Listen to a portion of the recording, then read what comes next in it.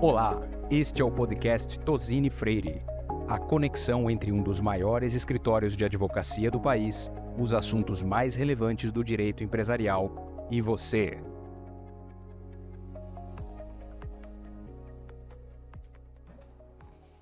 Olá, bem-vinda e bem-vindo a mais um podcast de Tosini Freire Advogados, o primeiro de 2025. Nessa edição, conto com a presença dos meus sócios Patrícia Martins, da área de Contencioso e Tecnologia, Oswaldo de la Torre, da área de Societário e M&A, e Fernanda Pazello, da área tributária. Com muita satisfação que apresentamos hoje aqui, nesse bate-papo, os principais temas que vislumbramos de atenção para os departamentos jurídicos no ano de 2025. Então, sem muitas delongas, vou começar aqui o papo com a Fernanda, que é a estrela do tema tributário, com a reforma. Fernanda, o que a gente pode esperar da reforma esse ano? Bom dia a todos. Acho que a reforma tributária 2024 já foi um ano em que a reforma esteve lá nas manchetes. E agora, em 2025, o que a gente espera é que a reforma tributária continue sendo um importante tema dentro das empresas, dos departamentos jurídicos e dos demais departamentos nas empresas, mas sobre uma nova perspectiva. Então, agora a gente já tem a regulamentação da reforma tributária, então as empresas já estão cientes de qual vai ser a base tributável, qual vão ser os créditos que ela vai poder se aproveitar, quais vão ser os tratamentos diferenciados. Então, com relação a todas essas especificidades, o que a gente entende é que as empresas já vão poder olhar para os efetivos impactos da reforma tributária dentro do seu modelo de negócio, e a gente acredita que essa é uma oportunidade para que as empresas possam rever os seus modelos operacionais, repensar em oportunidades para eficiência tributária, e acho que mais do que isso, aprimorar as suas estruturas para uma melhor competitividade dentro do mercado. Então, assim que a gente tem olhado para a reforma tributária, a gente tem buscado aqui no escritório ser bem parceiro das empresas, trazendo esse diagnóstico, pensando numa modelagem tributária que melhor se adeque a essa empresa. E uma outra questão super importante dentro da reforma, que é a questão das soluções tecnológicas. Então, as empresas em 2025 vão ter que implementar soluções tecnológicas para que em 2026, no dia 1º de janeiro, elas já possam estar rodando com as suas soluções para o novo modelo. Ainda que a gente tenha só uma alíquota teste de IBS e CBS de 1%, as empresas terão que conviver com o modelo atual, em que nós temos o ICMS, o ISS, o PIS, a COFINS, o IPI, e com o novo modelo do IBS e da CBS. Então, dentro da reforma tributária, eu diria que 2025 a gente precisa se preocupar com essas questões, mas a gente também precisa ficar ciente que podemos ter uma reforma tributária sobre a renda e, eventualmente, até uma reforma tributária sobre a folha de salário, sobre a folha de pagamentos. Então, a ideia é que a gente fique bem atento a tudo isso e noticie a todos vocês. Obrigado, Fernanda. Você comentou, você e os demais sócios de tributário na reunião de planejamento nossa no final de 2024, vocês falaram também que outro tema quente para o ano na área tributária serão os julgados nas cortes superiores. O que você tem para contar para a gente? A gente espera realmente que em 2025 mais temas tributários sejam julgados nos tribunais superiores. E eu acho que uma questão importante para que as empresas tenham ciência é de que, em matéria tributária, é muito comum os tribunais superiores modularem. Daí a importância e a necessidade de que as empresas busquem ter ações judiciais próprias, porque no caso de modulação de efeitos, especialmente em decisões favoráveis aos contribuintes, os tribunais eles têm modulado para frente e, portanto, somente aquelas empresas que possuem ações judiciais podem se recuperar dos últimos 5 anos, porque é a ressalva que é feita. Pensando nisso, quais são os temas que eu diria que são temas muito relevantes, que envolvem milhões de reais para todas as empresas, seria as teses filhotes da tese do século. Então, só lembrando, a tese do século foi a tese em que se definiu que o ICMS não faz parte da base de cálculo do PIS e da COFINS. Foi uma tese milionária e bilionária para várias empresas. E as teses filhotes seriam o ISS na base de cálculo do PIS e da COFINS. O tema já está no Supremo, é o tema 118, com 4 votos a favor e 4 contra. Então, é bem provável que agora, em 2025, a gente já tenha uma finalização desse julgamento. Impacta as empresas prestadoras de serviços, porque elas vão poder excluir o ISS da base de cálculo do PIS e da COFINS.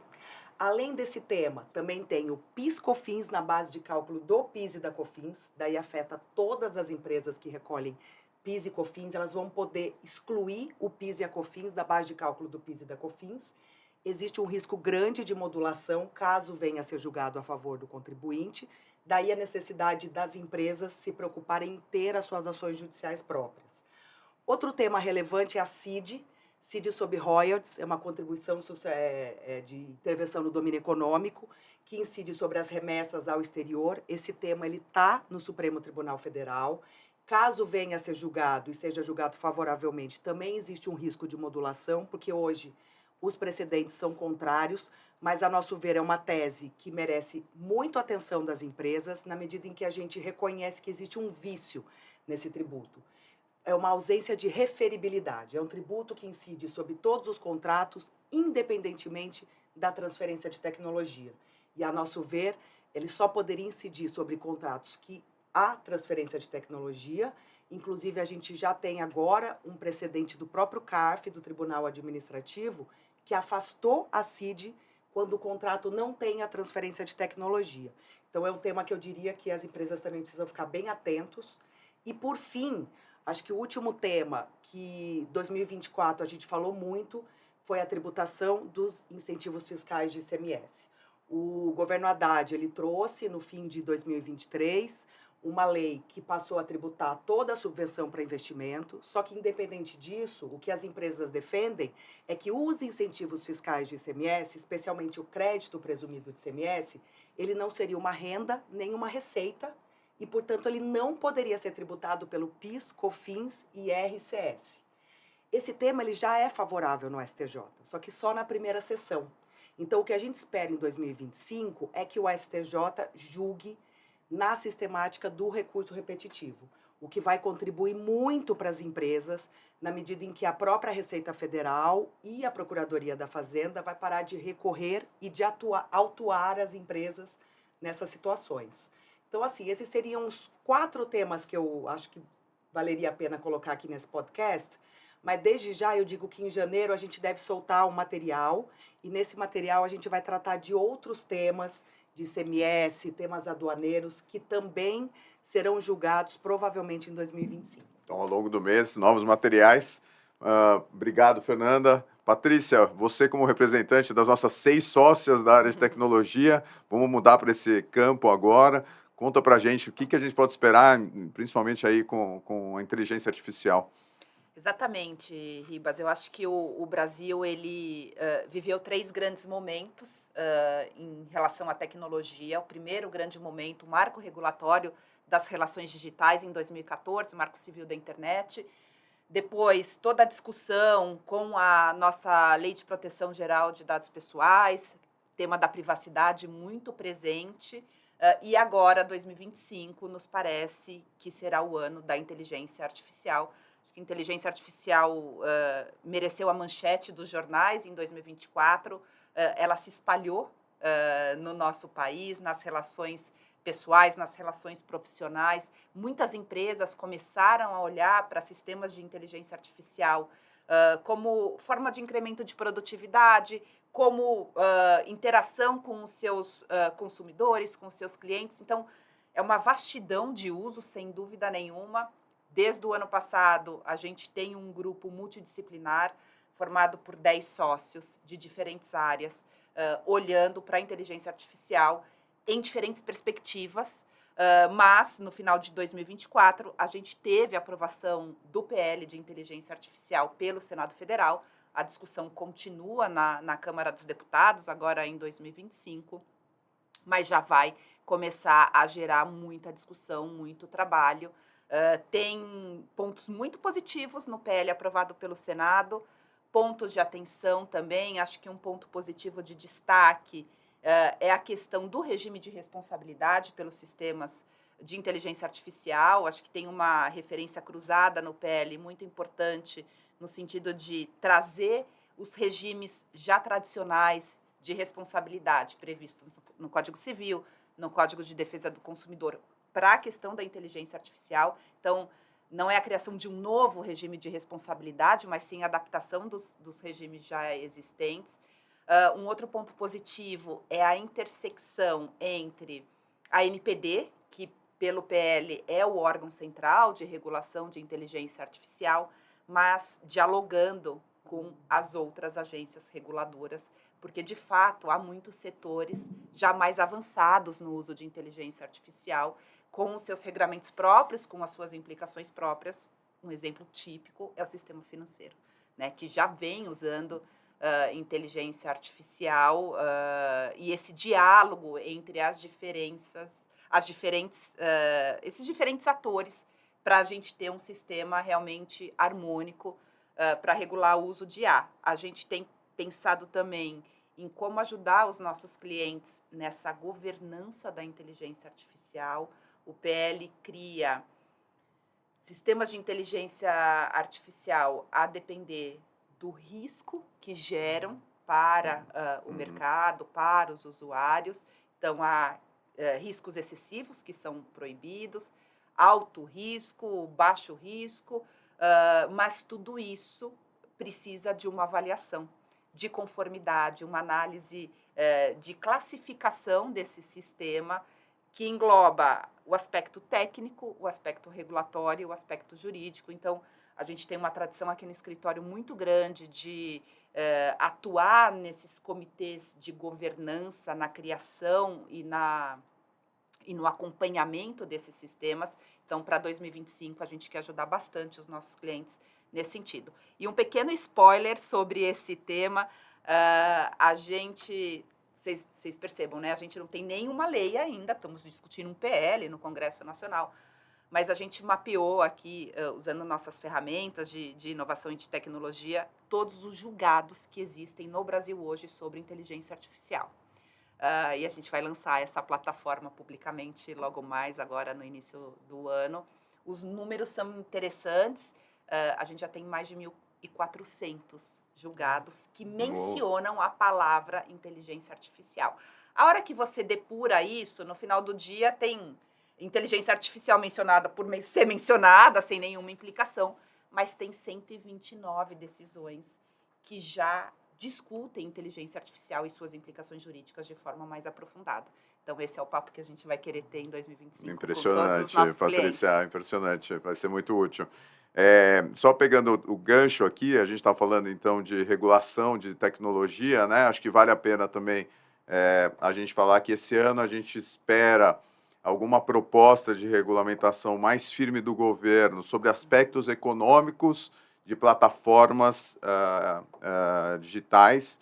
Então, a gente teve uma discussão iniciada pelo Ministério da Fazenda, uma ampla consulta pública, cujo resultado foi um relatório extenso, em que o governo pregou a necessidade de ter uma regulação à la Digital Markets Act da União Europeia no Brasil.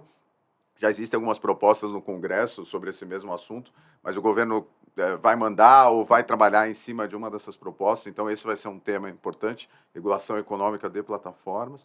E um outro tema que os nossos sócios trabalhistas falaram para a gente, né, na nossa reunião no final do ano passado, que vai continuar um embate do STF com o TST sobre as relações existentes entre pessoas que trabalham em plataformas, então entregadores, transporte, TST e STF continuam debatendo esse tema em paralelo, então a gente vai ver muita movimentação sobre o assunto. E também, para fechar o gancho dos temas trabalhistas, né, acho que também os nossos sócios alertaram a gente que o tema também uma discussão entre TST e STF, Justiça do Trabalho como um todo, não só o TST, porque envolve as outras instâncias também, e o STF sobre os limites da terceirização nas relações de trabalho. Então, aquela discussão sobre a atividade fim, o que vale ou não vale, uma oposição aí entre STF e Justiça do Trabalho, que vai continuar muito forte como uma tendência aqui neste ano de 2025. Patrícia, eu queria voltar para você para a gente falar de relações de consumo. O que você vê de novidades esse ano? Sobre relações de consumo, todo início de ano a gente presta bastante atenção no que as autoridades de consumo estão estabelecendo como agenda prioritária. A gente tem hoje no Brasil mais de 5.000 autoridades de consumo, e não é modo de dizer, não é uma figura de linguagem, são realmente milhares de autoridades de consumo, claro, algumas mais ativas, outras menos, mas há um direcionamento sempre muito grande dos principais pontos de atenção pela Secretaria Nacional do Consumidor e por outras autoridades com uma atuação histórica bastante forte, como o Procon São Paulo, Procon Rio de Janeiro, Ministério Público de Defesa do Consumidor. O que a gente está vendo para 2025? Uma atenção especial à proteção à criança e adolescente. Acho que esse é um grande tema para as autoridades de consumo. Superendividamento dos consumidores, e isso se conecta muito com a questão de apostas esportivas. Há todo um regramento já estabelecido pelo país no sentido de exigir o jogo responsável, e as empresas que estão chegando para atuar no nosso mercado recém-aberto estão muito conscientes e muito firmes nesse propósito, todas com políticas, ações, iniciativas muito significativas para trazer a questão do jogo responsável para a conscientização da população brasileira como um todo, mas, sem dúvida nenhuma, vai ser um ponto de atenção para 2025, como esse novo negócio, esse novo setor que se apresenta no Brasil dialoga com a questão do superendividamento de consumidores e deve haver uma nova regulamentação sobre o serviço de atendimento ao consumidor, sobre o saque das empresas. A Senacom, em 2024, abriu uma consulta pública sobre o tema. Nós participamos de uma forma bastante ativa na construção desse novo marco, e deve vir a regulamentação agora em 2025. Então, um grande highlight assim, do que a gente espera para 2025 seriam esses temas. Tá. E, Patrícia, em termos de litigância predatória, o que você vislumbra? A gente tem quando a gente fala em relações de consumo, a gente imediatamente pensa na quantidade de processos judiciais, né? O Brasil tem essa cultura do litígio das relações de consumo, muito incentivado, talvez, pelo nosso regramento processual. Os juizados especiais cíveis permitem o ajuizamento de ações até 20 salários mínimos, inclusive sem a presença de advogado. É uma forma de você gerar o acesso à justiça, inegavelmente, mas você tem uma outra contraparte, que é um número bastante significativo de processos judiciais envolvendo relações de consumo. E a gente percebeu um movimento nos últimos tempos no sentido de litigância abusiva, de litigância predatória por alguns atores. Isso chegou ao judiciário, essa preocupação muito significativa. CNJ tem um regramento recente sobre o tema e todos os tribunais estão prestando atenção. A gente vem ajudando nossos clientes nesse contato com os tribunais, com os núcleos de litigância predatória que os tribunais formaram, para alertar os magistrados de que, em algumas situações, a empresa vem sofrendo essa litigância abusiva e o que a empresa está fazendo para combatê-la, em cooperação, em conjunto com os próprios tribunais. Então, em 2025, por conta, inclusive, dessa conscientização do Poder Judiciário sobre o tema, nos parece que a gente vai ter bastante trabalho nesse sentido, e a gente já tem uma experiência muito significativa para ajudar nossos clientes. Com certeza, super tema. Oswaldo, passando para você, obrigado, Patrícia, passando para você, acho que um grande tema aí que a gente espera para o ano é o tema das stock options. O que você tem para contar para a gente sobre isso? Obrigado, Ribas, Fernanda e Patrícia, é um prazer dividir o tema aqui com vocês, esse espaço. A gente espera um ano com bastante projetos de stock option. Tá? A gente teve em 2024 uma decisão super importante para a matéria, que foi do STJ, o tema 1226, em que se discutia a natureza mercantil ou remuneratória do stock option. O STJ definiu a questão, trazendo segurança jurídica no momento em que ele define o stock option como natureza mercantil, mas, obviamente, desde que observados alguns requisitos. Não é qualquer plano de stock option, qualquer plano incentivo de longo prazo vai ser considerado de natureza mercantil, se você pode escorregar se não tiver presentes aqueles elementos que a gente sempre fala, né? Facultatividade, risco, onerosidade, se não tiverem presentes esses elementos e outros elementos, o stock option pode ser caracterizado como natureza remuneratória e daí com todo o impacto fiscal que isso tem. Então a gente espera bastante produção nessa linha, como foi em 2024, e muito disso por conta da desaceleração das operações de M&A dos fundos de private equity. O que está acontecendo? Os fundos estão segurando os ativos nos seus portfólios por conta, principalmente, de taxa de juros, né? Ou não estão aceitando um novo valuation para fazer uma venda de um ativo que ele adquiriu no passado, ele melhorou e tem que vender mais barato, então ele está segurando. Isso causa isso deixa o ciclo de investimento mais longo. E quando você deixa o ciclo de investimento mais longo, você não dá liquidez para aqueles projetos, você tem que segurar o executivo. Uhum. E você segura o executivo com plano de stock option. Então, a gente teve muito agora em no 2024, já tinha tido em 2023, né, 2 anos em que teve pouca atividade de M&A, de fundo de private equity. A gente espera que em 2025 aconteça mais ou menos a mesma coisa, tá? Esse setor ainda para operações de M&A não deve ficar tão aquecido, vai fazer com que as companhias desenvolvam e apliquem novos programas de stock option para segurar os seus principais executivos. Ah, legal. Boa, obrigado pela visão, Oswaldo. Em relação a novas regulações, você vê alguma coisa em mente? Vocês do empresarial discutiram alguma coisa? Vem alguma tendência sobre isso? Sim, no setor empresarial a gente está esperando uma intensa produção regulatória, acho que vai ter impacto em todos nós e nas companhias também.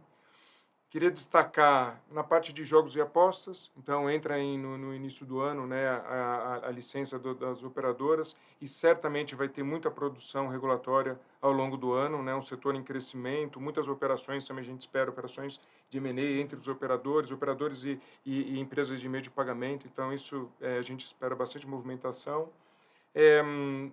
Também na área de debêntures incentivadas, a gente acabou de ter regulamentação para enquadramento de projetos de biocombustíveis para emissão de debêntures incentivadas, né? Aconteceu agora com a condição de uma portaria a questão de 2 ou 3 semanas, e se espera que aconteça o mesmo para o setor de mineração. É uma medida muito esperada pelo setor de mineração também, a regulamentação para que os projetos de mineração se tornem enquadráveis para emissão de debêntures incentivadas. E, por último, criptomoedas, né? Criptomoedas, a gente teve bastante produção regulatória no ano de 2024. Já temos o marco das criptomoedas, o Banco Central colocou em consulta pública a regulamentação e a gente espera que no primeiro semestre isso tenha já o normativo da utilização de criptomoedas. E o que se aguarda muito é a utilização de criptomoedas no mercado de câmbio. As empresas do setor e todo mundo do sistema financeiro está bem ansioso para ver como que vai ficar a regulamentação para a utilização de cripto no setor de câmbio. Legal, vai ser um ano animado, né? Acho que da parte regulatória, só para cobrir um pouco aqui a minha área concorrencial, mais as áreas de direito administrativo, comércio internacional e compliance anticorrupção, a gente vê na parte de CAD especificamente, acho que esse ano a gente continua tendo muito foco nas condutas de RH. Então, quem não fez a lição de casa e olhou para os seus departamentos de RH para ver se teve troca de informação com concorrentes ou acordos para não contratação ou acordos de fixação de níveis de salário e compensação de funcionários, faça isso agora, precisa olhar, precisa escrutinizar, precisa conversar com os gestores de recursos humanos, porque já tem 3 grandes investigações com mais de 100 empresas, mais de 100 pessoas físicas no CAD, e a tendência é que essas investigações cresçam ainda mais nesse ano de 2025, não só uma tendência aqui no Brasil, mas uma coisa que está acontecendo no mundo inteiro. Então, esse é o tema mais importante na área concorrencial para ser olhado para as indústrias como um todo. Na área, os nossos sócios de direito administrativo também pediram para chamar atenção para os temas, para a reforma da lei de processo administrativo, uma lei antiga, com várias alterações relevantes para quem atua com o poder público, e a principal delas é um foco maior na consensualidade, que é um tema que a gente já vem falando aqui no escritório. Ano passado fizemos vários eventos aqui com autoridades e empresas que atuam no setor público. Então, esse vai ser um tema importante para quem atua, para quem faz obras públicas, presta serviços, para governo. E CGU também, um foco muito grande na cadeia, no distribuidor, quem você usa, para quem presta serviço para você, os setores de tecnologia e saúde sempre no foco ali das questões do regramento de anticorrupção. E acho que a gente cobriu gigantescamente vários temas aqui. Acho que foi um papo muito legal. A ideia é que ele fosse uma coisa curta. A gente vai soltar vários conteúdos ao longo do ano. Tem, acho que os grandes temas aqui, outro grande tema que a gente vai trazer muito para os nossos clientes, para o nosso público aqui, são os acordos. Então, o acordo Mercosul-União Europeia, que vai dominar a agenda, né, Fernanda, tributária, já está tendo algum encaminhamento e de vários outros aspectos. A agenda Trump com barreiras, então a gente vê muita questão de comércio internacional. A China esvaziando seus estoques para o mundo todo e o impacto que isso pode ter aqui no Brasil, na balança e até mesmo em dumping e questões desse gênero. Então, a gente está muito atento, vai divulgar muito material. Ribas, o mercado de capitais, se você me permite... Eu ia perguntar se uma última rodada aqui, se tem algum tema aí que faltou. Eu queria só um tema se me permite, falar um pouco para mercado de capitais, uma alteração legislativa importante que a gente teve, uma alteração regulatória importante que a gente teve em 2024, foi a edição da Resolução 215 da CVM, que alterou bastante o procedimento das OPAs, né, das ofertas públicas de aquisição. Para deixar mais simples. Então, a ideia isso foi um processo muito longo do âmbito da CVM, colocado em consulta pública, muita gente participou, foi um processo bastante intenso ali de troca de informações com o setor, e a gente tem uma nova regulamentação para a OPA, que entra em vigor a partir de 1º de julho desse ano, e que vai mudar bastante, tá? Vai simplificar, com a criação da figura da OPA unificada, quando você faz a OPA para aquisição de controle, já para cancelamento de registro, que tem um impacto super importante. A gente espera, tá, que de novo, a gente tem um ano com alguns cancelamentos de registro, como aconteceu em 2023, como aconteceu em 2024, não é bom para o mercado, né? Nosso mercado de capitais já tem um número limitado de companhias, não é um número que cresce, então a gente fechou 2024, o terceiro ano sem novos IPOs, a gente teve aquele período lá de 2019 a 2021, aquela quantidade enorme de IPOs, quase 100 IPOs aconteceram nesse período de excesso de liquidez. Lembrando, né, taxa de juros baixíssima ali, durante a pandemia, a gente chegou a taxa de juros de 2%, né, hoje a gente está com uma taxa de 12,25%, com previsão para o decorrer do ano chegar a essa taxa 14%, 15%, 16%, né, os analistas já estão marcando 16%. Então, a gente deve ter um movimento de cancelamento de registro. Por quê? Porque para manutenção de uma companhia aberta, você tem os custos, né, de governança, normais de manutenção de uma companhia no mercado aberto. E como muitas dessas empresas não estão com expectativas de novas emissões, para muitas delas não vai fazer muito sentido manter a companhia listada. E também a gente começa a olhar os movimentos, isso tudo são movimentos ciclos que começam no período bem anterior, né? Muitas companhias que fizeram programas de recompra, muitas companhias que estão com caixa para fazer a compra de ações para fazer o fechamento. Então, tudo isso, né, nessa emissora aí também, no ambiente de taxa bastante alto, em que você não deve ter uma movimentação de novas emissões, não se espera, né, IPOs agora para 2025, infelizmente. Nós que atuamos no setor gostaríamos muito que tivesse uma atividade bastante intensa, então a gente deve ter um movimento nessa linha de cancelamento de registro, já a partir do segundo semestre, sob a nova resolução 215. Obrigado, Oswaldo. Um ano super movimentado. Se ninguém tiver mais comentários finais, acho que a gente cobriu muito bem o tema aqui. Então, como eu disse, ao longo desse ano, vários conteúdos sairão. A gente está disponível em podcasts, webinars e seminários presenciais. Acho que o nosso time está muito animado para ajudar as empresas a navegarem nesses tempos difíceis. Não vai ser um ano fácil, mas a gente tem expectativa que seja um ano bom.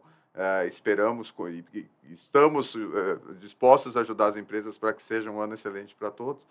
E com isso, então, agradeço vocês três, em nome de todos os nossos sócios, né, que contribuíram para que a gente pudesse, nesse tempo rápido, trazer o que tem de novidade. E agradeço a você que nos acompanhou nesse bate-papo, desejando um ano novo excelente, produtivo, e pode contar conosco aqui em Tozini Freire para a sua parceria no dia a dia. E, por favor, nos siga em redes sociais e até a próxima. Obrigado.